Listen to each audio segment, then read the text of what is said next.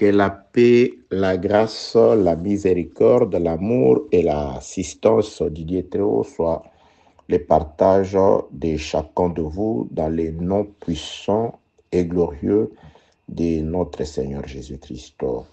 Je bénis Dieu pour cette grâce qu'il ne cesse de surabonder sur nous, cette grâce qui est manifeste d'abord du fait qu'il nous a gracieusement accordé le souffle de vie.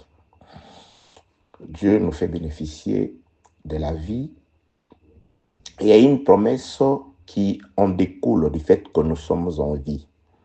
L'Ecclésiaste dit, pour tout celui qui vit, il y a de l'espérance. Très chers compatriotes célestes, nous avons l'espérance par le souffle de vie de palper à ce qu'on n'a pas encore touché. D'arriver là où nous ne sommes pas encore arrivés. Nous en avons l'espérance en Dieu qui nous accorde le souffle de vie. Nous avons l'espérance, bien-aimés, de devenir ce que nous ne sommes pas encore aujourd'hui. Nous avons cette espérance de pouvoir recevoir ce qu'on n'a pas, d'arriver là où on n'est pas encore arrivé. Car avec Dieu, il avait déjà été dit que nous ferons les espoirs. Lui-même se chargera de nos ennemis. Que la paix, la grâce, la miséricorde, l'assistance et la bénédiction de Dieu soient avec vous au nom de Jésus-Christ. Nous sommes dans ces sujets. L'homme, c'est tellement vaste. Il y a tellement de choses à dire sur l'homme que nous n'allons prendre qu'une petite portion par rapport à ces sujets qui est tellement vaste. Prenons sans plus tarder les Saintes Écritures. Nous sommes dans cette écriture que nous avons choisi comme texte de base, Genèse chapitre 2. La lecture, nous la commençons au 7e verset. Il est écrit: L'Éternel Dieu forma l'homme de la poussière de la terre, il souffla dans ses narines un souffle de vie, et l'homme devint un être vivant. Puis l'Éternel Dieu planta un jardin en Éden du côté de l'Orient. Il y mit l'homme qui l'avait formé. Il y mit l'homme qui l'avait formé. C'est-à-dire, il n'y a pas de voyage, il n'y a pas de déplacement vers les jardins que Dieu a plantés s'il ne commence pas d'abord par vous former, par former l'homme, c'est-à-dire vous donner une forme. Nous sommes partis très largement, très chers compatriotes, dans les audios précédents, expliquant ce qui s'est caché derrière ce que Dieu a résumé dans le livre de la Genèse, chapitre 2, le verset 7 et 8. On n'en est que là, très chers compatriotes. Comment Dieu s'est déplacé pour sortir de son confort, aller dans la poussière hors du jardin. Il est allé chercher une poussière que Dieu a transformée. C'est pourquoi, très chers compatriotes, vous voyez, le frère Paul, il tient aussi compte de cette écriture pour dire à l'homme saint, qu'est-ce que tu as que tu n'aies reçu de Dieu pour te glorifier? Qu'est-ce que tu as qui n'est pas venu de Dieu pour te glorifier? C'est lui qui comprend que ce que je suis, c'est d'abord le fruit de la grâce. Je n'ai pas fait d'intercession pour que Dieu vienne vers moi. Non, Jésus-Christ dit, c'est moi qui vous ai choisi. C'est moi qui me suis déplacé pour vous choisir. C'est Jésus qui nous a choisis. Il a dit dans le passage d'écriture que j'avais donné au premier jour, il dit, nul ne vient à moi s'il n'est attiré par mon Père. Vous voyez? C'est-à-dire, c'est le Père qui attire les hommes vers la parole, vers Jésus, vers l'évangile, vers la vie. Il dit, vous ne voulez pas venir à moi pour avoir la vie. Là, il se plaignait par rapport au comportement récalcitrant d'Israël. Que la paix de notre Seigneur soit avec vous au nom de Jésus-Christ. Donc, très chers compatriotes, nous sommes là. Dieu veut faire exister l'homme. Dieu va faire ce mouvement-là. Il fait ces déplacements-là.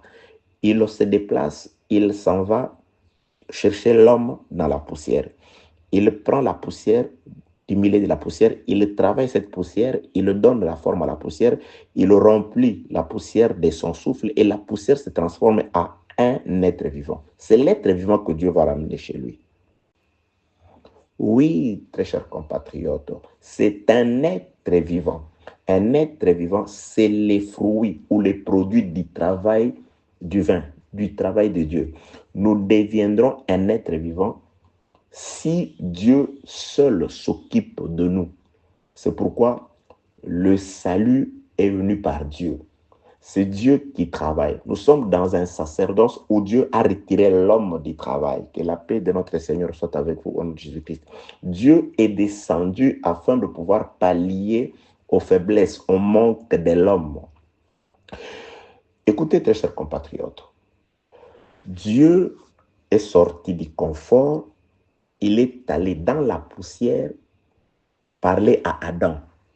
C'est-à-dire, il a travaillé, il a donné une forme à Adam, il a mis de son esprit, de son souffle, de sa vie, la vie qui est sortie de Dieu est entrée vers Adam. C'est pourquoi, très chers compatriotes, on reconnaît l'œuvre de la récréation, c'est-à-dire le ministère de la grâce de Jésus. Car le ministère de Jésus, c'est la récréation, la création nouvelle, la nouvelle naissance, une création nouvelle par rapport à l'ancienne qui est tombée, à l'ancienne qui a péché.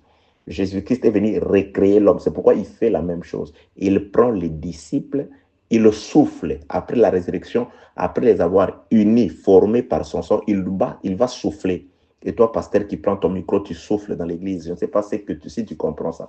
Jésus-Christ était en train de recréer un Adam.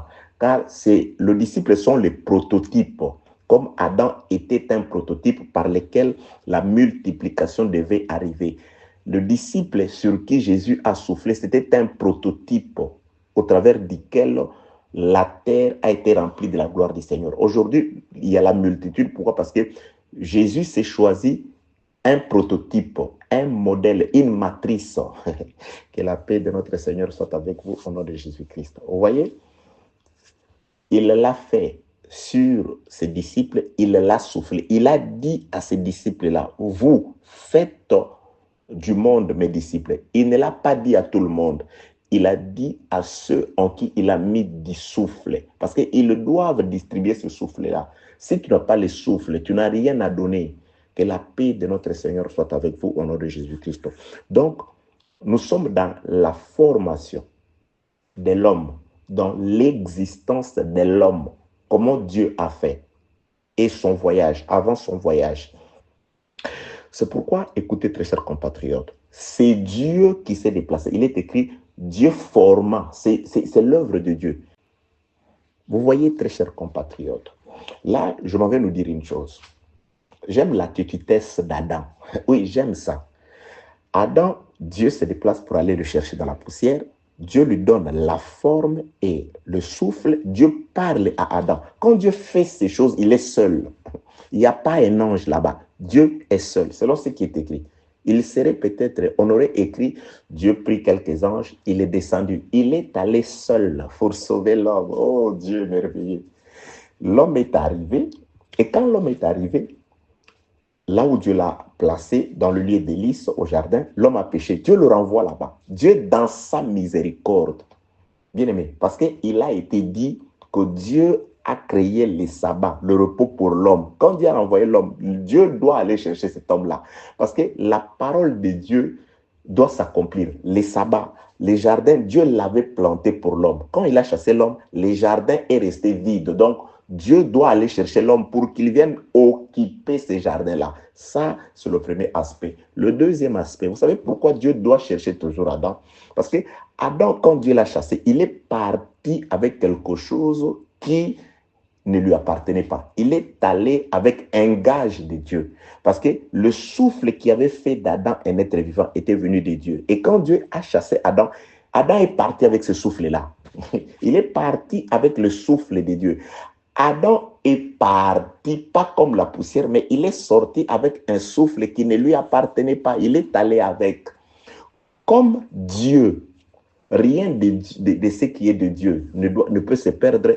Dieu doit aller récupérer son souffle. C'est pourquoi je dis ceci, très chers compatriotes, pour tout celui qui a le souffle du Tout-Puissant, celui qui a l'Esprit du Seigneur, celui qui a l'enseignement, la grâce de Dieu sur lui, Dieu te cherchera. Dieu te cherche, Dieu te parle. Dieu est venu chercher Adam. Parce que Adam était dans la poussière, entremêlé dans la poussière, comme tout le monde, comme toute la poussière. Mais lorsque Dieu crée la différence entre Adam et la poussière d'où il était tiré, la différence, c'est Adam reçoit une forme et le souffle. Et quand Dieu va renvoyer Adam, Adam redeviendra le souffle, c'est-à-dire il sera confondu avec les habitants de la poussière. C'est ce que nous étions avant l'avènement de la grâce dans notre cœur, avant que Dieu ne te parle, avant que Christ ne te visite. Nous étions comme tout le monde. Mais autant marqué par Dieu, dit le frère Paul, ou Jérémie encore, le dit, Jérémie chapitre 1er, le frère Paul le dit aussi, Galates chapitre 2, lorsqu'il a plu à celui qui m'avait mis à part dès le ventre de ma mère, qu'il révéla à moi son Fils, je ne consultais ni les sangs ni la chair. Que la paix de notre Seigneur soit avec vous au nom de Jésus-Christ. Autant marqué, lorsque Dieu vient chercher, Dieu ne cherche pas toute la poussière. Dieu ne se confond pas. Dieu ne cherche que celui qui était auprès de lui qu'il avait renvoyé. C'est pourquoi Jésus-Christ dit, ne retournera au ciel, ne montera au ciel que celui qui est descendu du ciel. Dieu vient chercher Adam. Adam est dans la confusion. Mais Dieu cherche celui qui porte son souffle. Bien-aimé, c'est celui qui a la grâce du Seigneur. Dieu cherche ça. Oh, comment je sais? Oui. Que la paix de notre Seigneur soit avec vous au nom de Jésus-Christ. Dans la parabole de cet homme qui avait organisé un festin, des noces, il a envoyé des cartes d'invitation. Il a invité. Ceux qui étaient invités ne se sont pas présentés à la fête. Alors que cet homme dira, il dira, bon, comme la salle est vide, pour qu'on puisse la combler, allez maintenant dans des carrefours. Chez ceux qui n'ont pas été invités, suivez très bien, chez ceux qui n'ont pas été invités. Bien aimé, nous, on n'a pas reçu une carte d'invitation. Le frère Paul dit, nous étions sans Dieu dans le monde. Et c'est Éphésiens chapitre 2, le verset 11, à partir du 11e verset. Nous étions sans Dieu, privés des grâces de Dieu, sans alliance. Nous étions un peuple du dehors. Dieu ne s'est pas adressé à nous. L'alliance qu'il a faite là-bas à Sinaï, c'était avec Israël. Il s'est choisi Israël. Dans les campements, nous, il n'y avait pas de place pour nous, ni au nord, ni au sud, à l'ouest ou, je ne sais pas, à l'orient ou à l'occident. Il n'y avait pas de place pour les païens. C'était la grâce pour Israël. C'est-à-dire l'invitation au salut, c'était pour eux. Ce n'était pas pour nous. Ce sont les invités. Ceux à qui la carte d'invitation a été envoyée, c'est Israël. Ils se sont jugés indignes, comme Paul dit dans le livre des Actes des Apôtres, chapitre 13 et 14, comme c'est à vous, premièrement, que la parole de Dieu a été envoyée, mais comme vous vous jugez indigne de la recevoir, voici, nous tournons vers les païens. C'est alors qu'il va se tourner vers ceux à qui l'invitation n'avait pas été envoyée. Mais parmi ces gens à qui l'invitation n'avait pas été envoyée, la Bible déclare, on est allé ramasser dans les carrefours, les places publiques, tous ces gens-là, les hommes de rien. On les ramène dans la salle. Quand on ramène ces hommes-là dans la salle, il se trouve qu'il y a une différence. Ils étaient là, ils n'étaient pas invités. Ils n'étaient même pas au courant de l'organisation de ces festins-là. Mais il se passe qu'il y a une différence parmi ceux qui n'ont pas été invités. C'est que Osée dit, j'appellerai ma bien-aimée celle qui n'était pas ma bien-aimée. Nous n'étions pas la bien-aimée. Nous n'avions pas été invités. Lorsque Jacob regarde comme ça, les jours, Jacob ne nous regarde pas. Il ne fait pas attention à Léa. Nous ne sommes pas belles, non. Avec des yeux délicats comme ça, Jacob, quand il regarde, avant le coucher du soleil, c'est-à-dire avant que Jacob ne se serve plus de ses yeux, la nuit, c'est-à-dire les couchers du soleil, avant que Jacob ne ferme les yeux, Jacob n'a de l'amour que pour Rachel, sa bien-aimée Rachel. Jacob ne travaille que pour Rachel. Tout ce que Jacob fait pendant la journée, c'est pour Rachel. Pendant le jour, c'est pour Rachel. Jacob ne craque que Rachel, ne kiffe que Rachel. Oh, alléluia.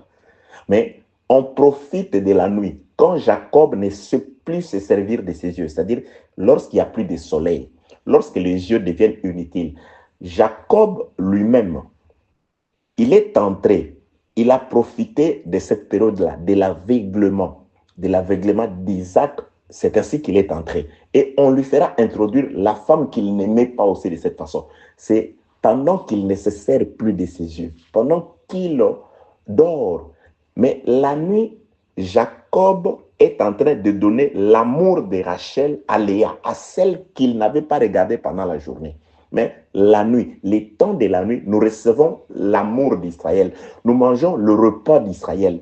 Nous mangeons la grâce d'Israël. Romains chapitre 9, c'est à eux qu'appartiennent les alliances, les patriarches, et Christ ici, selon la chair, c'est à eux. Mais nous recevons toutes ces choses-là. Nous sommes devenus nous avons été introduits dans l'alliance. Nous avons les alliances, les patriarches. Nous avons toutes ces choses aujourd'hui. Pourquoi? Parce que eux se sont jugés indignes. Que la paix de notre Seigneur soit avec vous au nom de Jésus-Christ. Vous voyez, très chers compatriotes, ce que j'étais en train de dire. C'est-à-dire, Dieu, quand il arrive, vous voyez, il vient chercher Adam. Adam est entremêlé dans la poussière. J'ai donné l'exemple de cette parabole de ces festins. On va chercher maintenant ces gens-là. Parmi les gens qu'on va introduire, ceux qui n'étaient pas invitation, il y a des catégories. Les gens, les appelés, beaucoup d'appelés dans la salle, mais dans la salle où nous sommes maintenant, parce que cette salle, ce n'est pas l'enlèvement, c'est aujourd'hui la parole, aujourd'hui. Beaucoup d'appelés dans la parole. Nous sommes beaucoup d'appelés, parce qu'il y a des gens qui disent c'est l'enlèvement. Ce n'est pas l'enlèvement. Festin, c'est ici sur terre pour le moment. Parce qu'il y a des gens qu'on va chasser. Pourquoi? Parce que ces gens-là, ils n'ont pas les vêtements de fête. Mais quelqu'un dit, un homme intelligent se posera la question, mais ils étaient là-bas, tous les gens derrière, dans des carrefours. Où avaient-ils reçu ces gens-là? Plutôt ces vêtements-là. Qui leur avait donné ces vêtements-là? C'est-à-dire, pendant qu'ils étaient dans les carrefours là-bas, il y avait ceux qui avaient déjà des vêtements qui correspondaient aux vêtements acceptés dans la fête, à la tenue exigée. Mais ils étaient là. C'est-à-dire, quand nous étions dans le monde, nous n'étions tous pas pareils. Il y a de ceux qui avaient déjà les vêtements. Il y a de ceux qui avaient été connus de Dieu avant l'éternité. C'est-à-dire, nous étions entremêlés dans le monde, nous qui sommes appelés aujourd'hui, nous qui sommes dans les festins. Bien aimés, nous sommes tous dans les festins, mais nous n'entrerons pas tous. Il y a de ceux qui vont nous quitter, il y a de ceux qui vont nous laisser, il y a de ceux qui vont sortir. Beaucoup d'appelés, peu d'élus. Sont élus l'élection, Éphésiens chapitre 1er, du 3e au 5e verset. L'élection ne s'est pas faite dans les temps. Béni soit Dieu, le Père de notre Seigneur Jésus-Christ, qui nous a aimés et qui nous a connus, pas sur la terre, dans les lieux célestes en Jésus. En lui, en Jésus, il nous a élus. Dieu nous a élus, pas dans le monde, pas sur la terre, mais lorsque nous étions auprès du Seigneur, c'est là que Dieu nous avait connus, c'est là qu'il nous avait élus, et c'est de là aussi, là qu'il nous avait prédestinés à être ses enfants par l'adoption. L'adoption se fait dans les temps. L'élection était dans l'éternité, le choix de Dieu porté sur nous était dans l'éternité, mais il vient nous adopter dans les temps à travers un prix. Il y a adoption, c'est-à-dire que nous étions perdus. Maintenant, il vient nous racheter comme si nous n'étions pas son peuple. L'adoption, c'est par le sang de Jésus. L'adoption, c'est moyennant un prix. Dieu est en train d'adopter ceux qu'il avait connus à l'éternité, ceux qu'il avait élus à l'éternité. Il nous a prédestinés, c'est-à-dire il a tracé les chemins de retourner par lui. Ces chemins passent par l'adoption. Et la paix de notre Seigneur soit avec vous au nom de Jésus. Vous voyez, très chers compatriotes célestes, donc c'est ce que nous sommes en train de parler concernant toujours l'homme. Pourquoi? Parce que Adam sera renvoyé après que Dieu le conduise au jardin. Dieu le renvoie dans la poussière. Il devient comme toute la poussière, mais il a quelque chose de Dieu que toute la poussière n'a pas. Ces gens-là de rien, qui sont dans des carrefours, qui ont été trouvés dans des carrefours, dans des lieux dehors, à qui l'invitation n'avait pas été donnée. Parmi ces gens-là, quand ils étaient là-bas, il y avait deux catégories. Il y a de ceux qui avaient les vêtements de fête, des tenues exigées. Il y a ceux qui n'en avaient pas. C'est pourquoi je dis, même parmi ceux qui sont restés dans le monde, il y a des élus qui sont là-bas. Ils ont la grâce de Dieu. Comme Jude dit, la foi qui nous a été communiquée une fois. C'est-à-dire, la foi, nous ne l'avons pas reçue dans les temps. La foi, nous l'avons reçue à l'éternité. Dans les temps, la parole vient juste dépoussiérer. La parole vient juste manifester la nature de la semence. Oh, j'ai béni Dieu. C'est dans le livre d'Ésaïe chapitre 30. Je n'ai pas le verset. Cherchez le chapitre 30. Dieu dit ceci. La pluie, quand elle descend, elle ne manifeste que la semence qui était à terre. La pluie ne vient arroser la terre. Si sur cette terre-là, il n'y a pas eu de semence, il peut pleuvoir toute la pluie possible, la pluie de la première et de la dernière saison, aucune sémence ne se manifestera. La sémence qui germe, d'abord la sémence est mise à terre, ensuite la parole, la pluie vient manifester la sémence. Si à terre, c'était un grain d'arachide qui avait été mis à terre, la pluie ne manifestera que la nature du grain qui a été mis à terre. Si c'était un grain de maïs, la pluie ne manifestera que le maïs. Donc la pluie n'aide que la sémence à se manifester. Que la paix de notre Seigneur soit avec vous. C'est pourquoi la parole de Dieu sur terre ne crée pas, ne manifeste que la nature des enfants de Dieu. Donc, Adam était auprès de Dieu avec le souffle de Dieu. Dieu l'a renvoyé avec ce souffle-là. Adam est devenu comme toute la poussière de la terre. Dieu, quand il sort, il ne vient pas chercher tout le monde. Dieu vient chercher celui qui est parti avec ce qui lui appartient. Dieu vient récupérer son souffle. Dieu vient chercher son souffle. Que la paix de notre Seigneur soit avec vous au nom de Jésus-Christ. C'est pourquoi, très chers compatriotes, nous sommes toujours dans l'homme. Cet homme-là, lorsque Dieu le chasse, lorsqu'il sort du jardin, Dieu le chasse. Dieu ne vient pas aussitôt chercher Adam, parce que Dieu doit chercher Adam, parce que, n'oubliez pas, je m'excuse, Dieu a créé, Dieu a planté les jardins pour l'homme. Ça, c'est Jésus qui dit, Dieu a créé les sabbats pour l'homme. Donc, c'est-à-dire, comme les jardins ont été plantés pour l'homme, l'homme est chassé. Dieu doit accomplir sa parole. Il dit, bon, j'irai malgré moi. J'irai les chercher quand même. Mais avant que Dieu ne vienne, Dieu a envoyé des hommes, des semblables d'Adam, pour aller parler à Adam, pour dire à Adam, bon, Dieu, il a quand même besoin de toi, tu dois revenir. Bien aimé, j'aime Adam. Adam n'a pas écouté ses homologues hommes, les prophètes, parce qu'il dit, le prophète, je ne peux pas vous écouter. Parce que lorsque j'ai parlé, lorsque Dieu était sorti pour venir me chercher, c'est lui qui m'avait donné de sa vie, de son souffle. C'est lui qui m'avait formé de ses propres mains. Alors, je n'ai besoin que de lui, qu'il revienne, qu'il vienne ici. J'étais ici, il est venu me chercher, il m'a amené au jardin. Maintenant, il m'a renvoyé. S'il veut que je retourne, qu'il vienne. Bien aimé, Adam n'attendait que la présence de son Créateur pour qu'il retourne. Si quelqu'un ne croit pas que Jésus est Dieu, tu ne retourneras pas. Parce que Dieu ne fait que ce qui a été. Comme il était sorti pour aller chercher l'homme, il a amené l'homme au jardin, l'homme a péché, il a renvoyé l'homme. Si Dieu veut ramener l'homme, il ne fera que la même chose. Il doit sortir lui-même de son confort. Il doit aller vers Adam, dans la poussière où il n'y a pas qu'Adam. Il y a Adam. Adam est entremêlé avec tout le monde. Jésus-Christ va trouver les élus éparpillés. Il dit, il le trouve comme des brebis sans berger. Ça et là, Ésaïe chapitre 53. Nous étions, chacun suivait plutôt sa propre voie. Nous étions comme des brebis errantes. Mais lui est venu afin que par son sang, il a payé les prix. Les châtiments qui nous donnent la paix et doit tomber sur lui afin qu'il puisse nous ramener à lui. Que la paix de notre Seigneur soit avec vous. Au nom de Jésus-Christ, nous sommes toujours dans l'homme. Je dis que c'est très vaste, très chers compatriotes. Donc, dans ces mouvements-là, vous voyez, nous ne sommes que dans le livre de la Genèse, chapitre 2, le verset 5 et 6. Donc, si on doit descendre à 7, à 8, je ne sais même pas si nous aurons le temps pour finir avec ça. Donc, il y a beaucoup dans cet exercice-là. Il y a beaucoup de choses. C'est pourquoi nous disons ceci. Ce que Dieu a fait dans les jardins, bien aimé, c'est le résumé de tout pour les saluts. Car il n'y a que 7 jours. Tout est résumé dans 7 jours. Dieu a créé 6 jours. Le 7e jour, il a créé ce qui est invisible. Il a créé, il a réalisé le repos. Et il n'y a que ces jours-là. Après le 7e jour, c'est la fin. Donc la fin des temps, c'est le 7e jour. Ok, que la paix de notre Seigneur soit avec vous au nom de Jésus-Christ. Chapitre 34, le verset 7.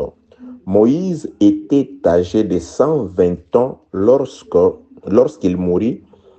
Sa vue n'était point affaiblie et sa vigueur n'était point passée. Un homme de 120 ans qui meurt, dont la vigueur, qui gardait toujours sa vigueur et qui avait toujours sa vision intacte. Dieu va enterrer un homme plein de vigueur avec sa vision à 120 ans. nous sommes allés dans les Écritures pour comprendre que les 120 ans de Moïse, c'était l'accomplissement des passages de l'Écriture de Genèse chapitre 6, le verset 3. Lisons Genèse chapitre 6, le verset 3. Pourquoi Moïse meurt à 120 ans? Genèse chapitre 6, le verset 3. Alors l'Éternel Dieu dit, mon esprit ne restera pas toujours dans Moïse, dans l'homme, car l'homme n'est que chair et ses jours seront des 120 ans. Dieu délimite le jour de l'homme. Ici, nous disons, l'homme ici représente un sacerdoce, représente la terre, c'est-à-dire représente un temps. C'est pourquoi cela s'accomplit dans la vie de Moïse. La vie de Moïse qui était aussi le type d'un homme. Souvenez-vous de ce que je viens de dire tantôt. Lorsque Dieu veut ramener Adam au jardin, il envoie les hommes, ceux qui sont comme Adam. Moïse, Adam ne les a pas écoutés. L'homme n'a pas écouté l'homme. C'est-à-dire les sacerdoces de Moïse qui étaient constitués des hommes, quoique avec l'Esprit de Dieu, mais c'était des hommes que Dieu a envoyés pour ramener Adam. Adam n'a pas écouté. Et cet homme-là, dont le jour est de 120 ans, quand il parle, Adam n'écoute pas. Donc, Dieu doit mettre fin au temps de l'homme afin d'instituer les temps divins, les temps où Dieu doit descendre lui-même pour refaire la même chose. De même qu'il était descendu pour aller chercher Adam de la poussière, mettre l'esprit d'Adam, ramener Adam au jardin, Dieu doit refaire la même chose. Vous comprenez? De même qu'il était descendu pour aller chercher Israël en Égypte, Dieu doit refaire les mêmes choses. Mais il fixe un temps. Il dit, mon esprit ne restera plus en prison pendant longtemps. Mon esprit ne restera en prison dans l'homme que pendant 120 ans. Donc, à la fin des 120 ans, les jours de l'homme finissent. Donc, les jours de l'homme finissent, va débuter les temps de Dieu. C'est pourquoi nous avons vu ceci. Lorsque Moïse atteint 120 ans, il doit mourir. Et quand Moïse meurt, Dieu maintenant, qu'est-ce qu'il va faire? Il va prendre une plante qu'il avait prise en Égypte et Dieu va les semer dans la terre promise. Vous voyez? La plante en Israël, ça c'est Psaume chapitre 80, le verset 8. J'ai ce passage d'écriture. Psaume chapitre 80. Psaume chapitre 80. Psaume chapitre 80, le verset 8. Supporté. Psaume chapitre 80, le verset 8. Tu avais arraché, donc l'Éternel.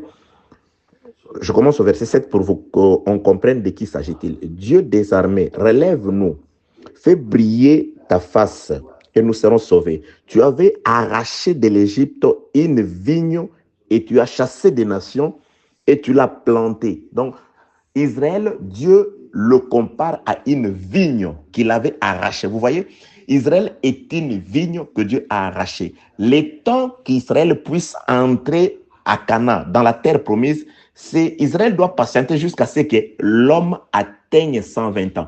Lorsque Moïse atteint 120 ans, Dieu va maintenant prendre la vigne qui était au désert, Dieu va l'amener au jardin. Vous voyez, Dieu va l'amener sur la terre promise. C'est pourquoi nous avons dit ceci.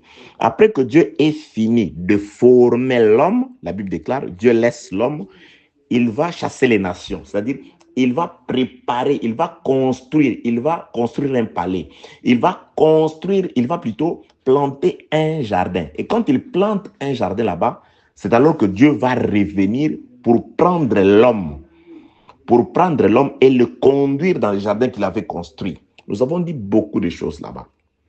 Jésus-Christ a dit ceci. Jean chapitre 4, verset 35.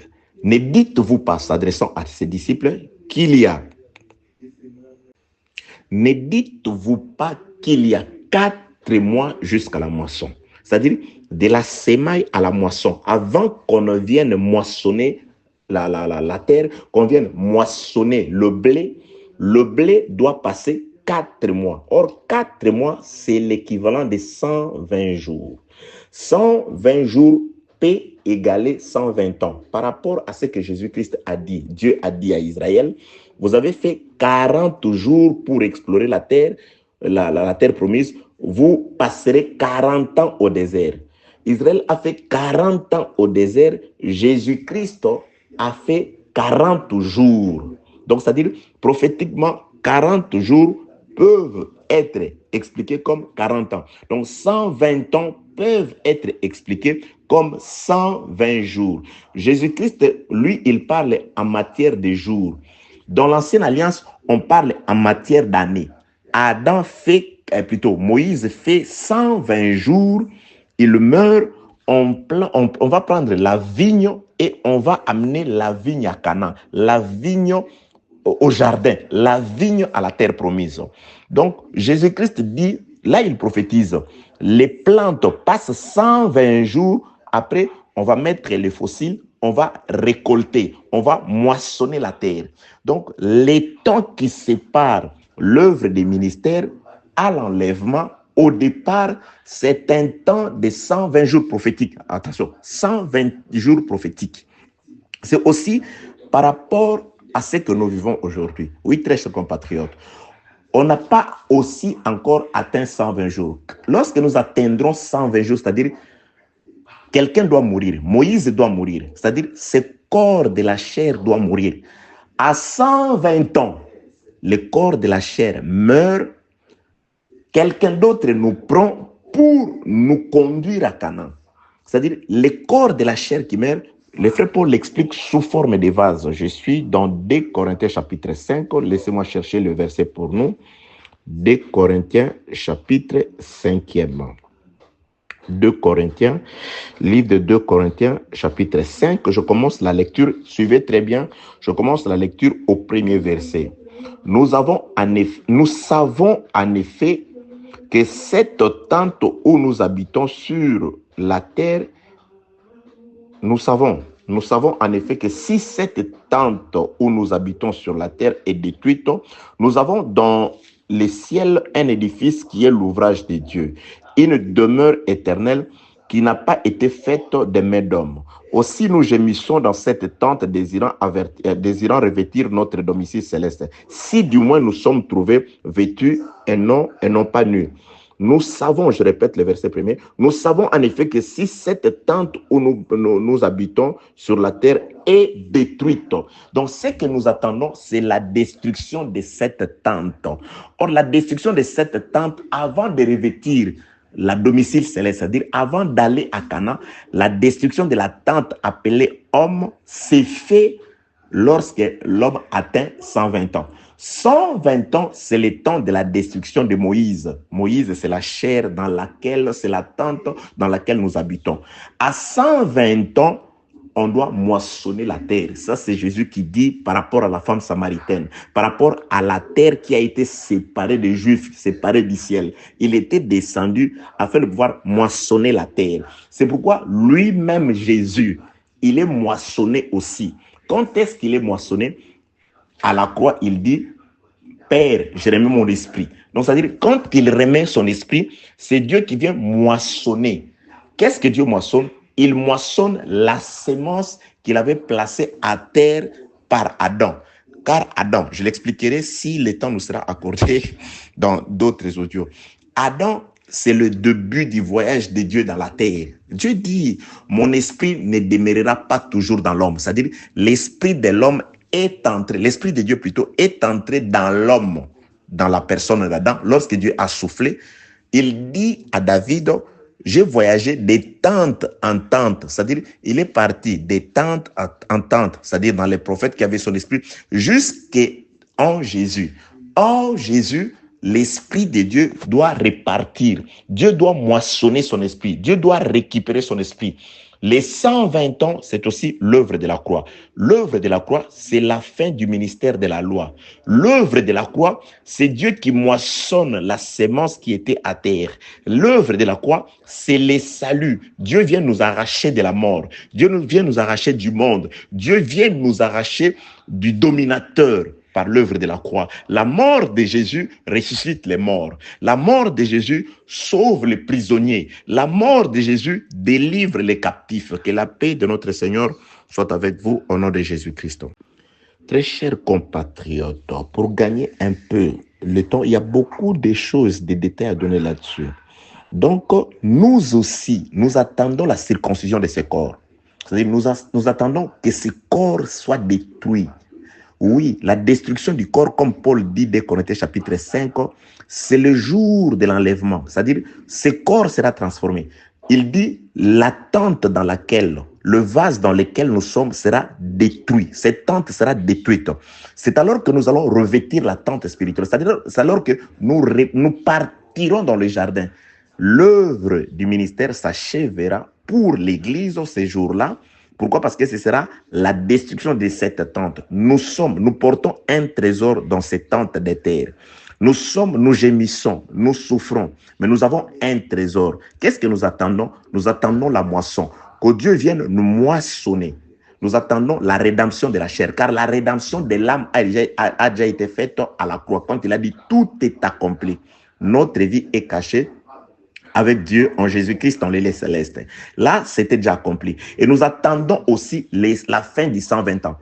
Quand l'Esprit de Dieu doit quitter l'homme, quand l'Esprit de Dieu doit sortir de ses corps, lorsque Dieu verra que les champs a atteint 120 jours, le temps de la moisson est arrivé, c'est alors qu'on va moissonner la terre, on va moissonner les champs afin de pouvoir ramener le planteau dans le grenier. Que la paix de notre Seigneur soit avec vous, au nom de Jésus-Christ. Pour ne pas multiplier les audios, laissez-moi faire un dernier ou un avant-dernier audio. Je suis dans le livre de Job, chapitre 1er. Je commence la lecture au 20e verset où il est écrit: alors Job s'éleva des terres. Alors Job s'éleva, déchira son manteau et se rasa la tête, puis se jetant par terre, il se prosterna et dit: je suis sorti nu du sein de ma mère, et nu je retournerai dans le sein de la terre. L'Éternel a donné et l'Éternel a ôté, que le nom de l'Éternel soit béni. Il y a beaucoup de choses à dire ceci, mais ici, je voudrais juste parler sur la prophétie de Job concernant l'état de l'arrivée. Ici, nous allons commencer avec beaucoup de choses. L'état de l'arrivée de l'homme sur terre et l'état dans lequel il répare. Job dit ceci: il est venu nu et il répare nu. Naturellement, oui, l'homme naît nu. Mais lorsqu'il est enterré, il ne part pas nu. Donc normalement, même en Israël, on ensevelissait les morts.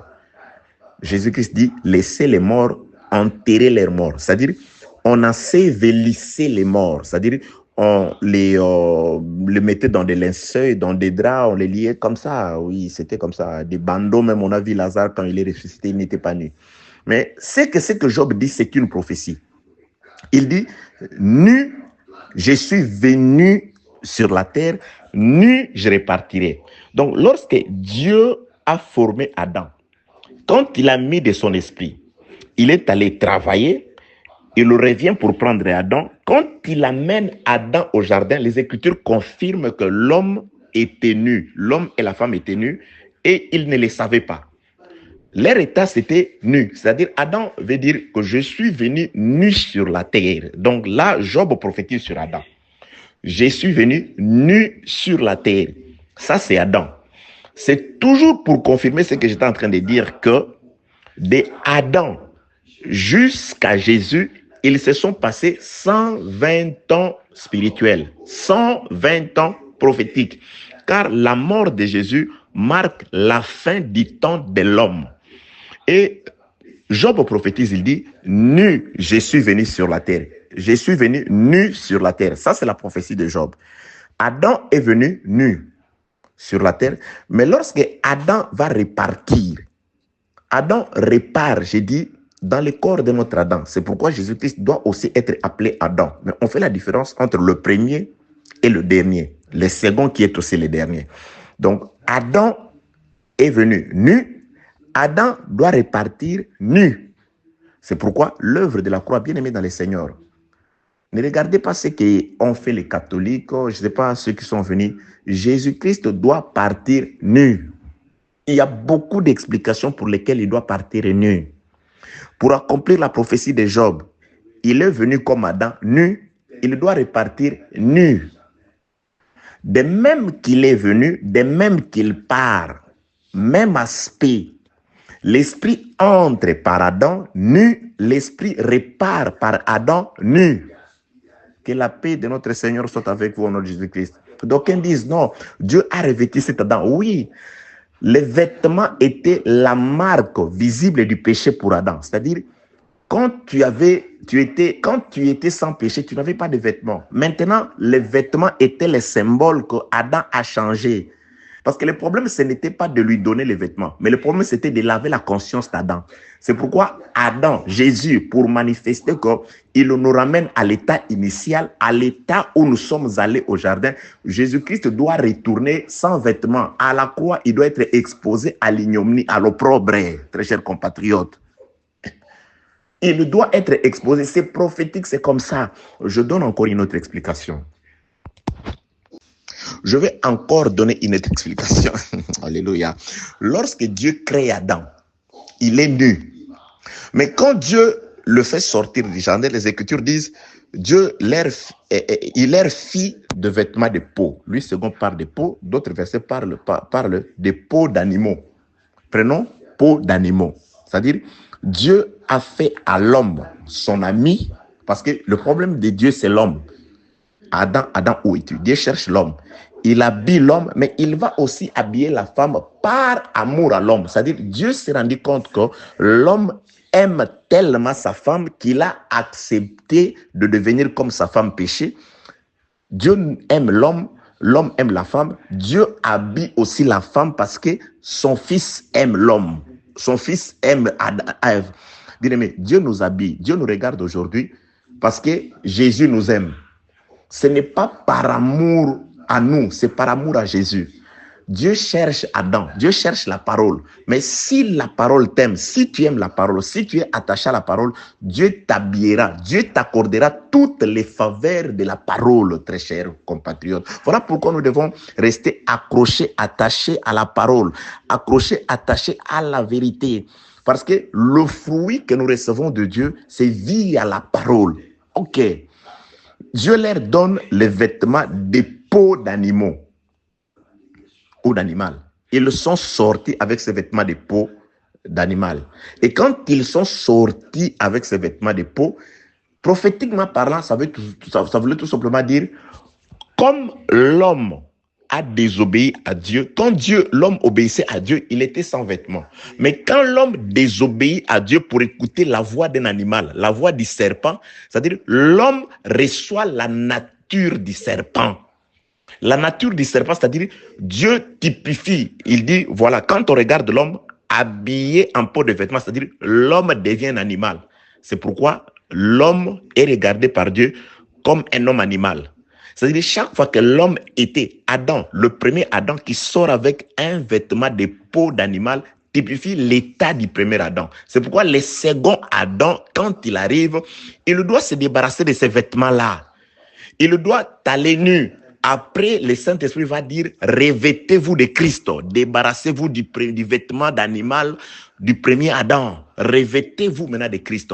Le revêtement ou le vêtement de Christ, le vêtement blanc, selon qu'Ecclésiaste dit, que ta tête, qu'il y ait toujours de l'huile sur ta tête et que tes vêtements soient toujours blancs. Aujourd'hui, c'est l'enseignement de Jésus-Christ. Donc, les vêtements en peau d'animal d'Adam typifiait aussi la loi de Moïse, typifiait aussi tout ce que Dieu a donné, mais qui ne pouvait pas remettre l'homme à son état initial. Quand Dieu voyait Adam habillé en peau d'animal, Dieu voulait dire que tu es devenu comme l'animal. C'est pourquoi nous disons ceci. Tout homme est esclave, c'est le frère Pierre qui dit, de ceux qui triomphent de lui. Si l'enseignement que tu acceptes, c'est un enseignement qui est annoncé par un animal, c'est-à-dire cet enseignement ne te révèle que de l'état animal, ne te donne que l'état animal. Tu es un animal aux yeux de Dieu. Les Écritures te voient comme un homme animal, un homme charnel, un homme terrestre, un homme mortel. On devient un homme spirituel lorsqu'on se débarrasse de ces vêtements du premier Adam, de ces vêtements en peau d'animaux, de ces vêtements qui rendent l'homme semblable à un animal. L'animal et l'homme, la différence avait déjà été faite. Genèse, chapitre 1, le verset 27, je crois 28. Dieu donne la nourriture. Il dit, à l'homme, Dieu donne tout arbre portant la sémence. Tout arbre portant la sémence sera la nourriture de l'homme. Mais À l'animal, Dieu donne toute herbe de la terre. Toute herbe, c'est-à-dire l'animal mange de tout. C'est pourquoi le livre de Proverbes dit, l'homme sans intelligence, il croit tout ce qu'on lui dit. Il croit tout. Il croit tout, il mange tout, il accepte tout, il s'habille de n'importe quelle manière, il prêche de n'importe quelle manière, il parle de n'importe quelle manière parce que c'est un homme charnel, c'est un homme terrestre. Ça, c'est Adam qui sort avec un vêtement en peau d'animal. C'est-à-dire, Dieu le réduit à l'état animal. Et Christ viendra déchirer ces vêtements-là. L'œuvre de la croix, Christ va se débarrasser de ces vêtements-là afin de nous revêtir maintenant de ces vêtements. Que la paix de notre Seigneur soit avec vous au nom de Jésus-Christ. Donc, retournons dans la prophétie de Job chapitre 1 qui dit « Nu, je suis venu, nu, je partirai. Dieu a donné et Dieu a récupéré. » Voyez ce que Job dit, je reprends l'écriture. La lecture, c'est très important, trop prophétique. Job chapitre 1 le verset 20. Alors Job se leva, déchira son manteau et se rasa la tête, puis se jetant par terre. Il se prosterna. Il dit, je suis sorti nu. C'est-à-dire, là, il se prend pour Adam, le premier, de ma mère. Et nu, je retournerai dans les seins de la terre. Donc, c'est-à-dire, le retour d'Adam, d'où il était venu, Dieu est venu du ciel. L'esprit qui était dedans est venu de Dieu. Et quand l'esprit est entré dans le corps, ce corps était nu. Et quand l'esprit sort du corps aujourd'hui, par Jésus-Christ, Adam doit avoir la même nature. Il doit être nu à la croix. Il doit être nu. Et Job poursuit la prophétie. Il dit, verset 21, il dit, je suis sorti nu du sein de ma mère, et nu je retournerai dans les seins de la terre. L'Éternel a donné et l'Éternel a ôté. C'est-à-dire que le nom de l'Éternel soit béni. L'Éternel a donné l'esprit par Adam, et l'Éternel va ôter l'esprit, c'est-à-dire les jours de l'homme finissent par Jésus. Maintenant, c'est les jours de Dieu. Le Dieu que nous écoutons, le Dieu que nous servons, ce n'est plus un homme.